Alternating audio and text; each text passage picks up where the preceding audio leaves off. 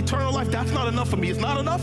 I want a husband. I want a wife. I want a wife. I want a bag. I want a house. I'll take that reward and I'll be poor now, suffer now, have a damaged eardrum now. I'll grind now for eternity. Let me show you why it's enough. Revelation chapter 20, verse 11. This is what Jesus gave John, the last surviving disciple on the island of Patmos. Since eternity is not enough reward for you, John said this: Then I saw a great white throne, and him who was seated on it. From his presence, earth and sky fled away, and no place was found in them. And I saw the dead. This is what's going to happen when everybody dies.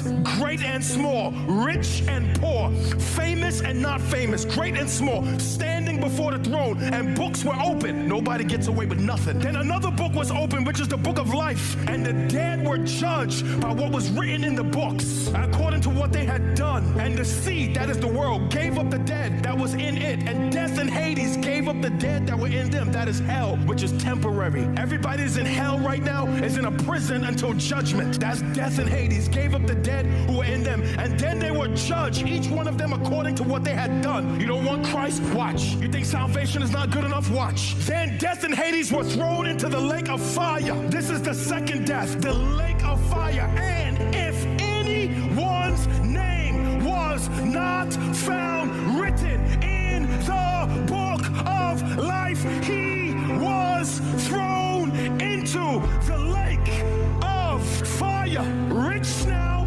burning for eternity. Prideful now, burning for eternity. Arrogant now, burning for eternity. Salvation ain't good enough. That's not a reward to celebrate Jesus over.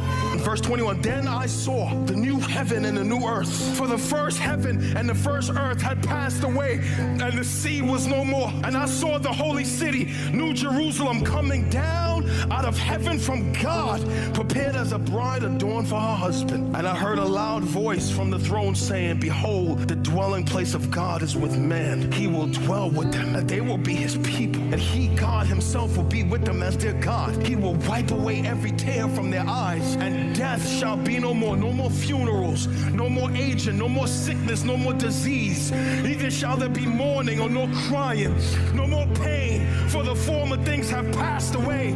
And he who was seated on the throne said, behold, I am making all things. Woo! Behold, I am making all things new. Also he said, write this down, for these words are trustworthy and true. And he said to me, it is done.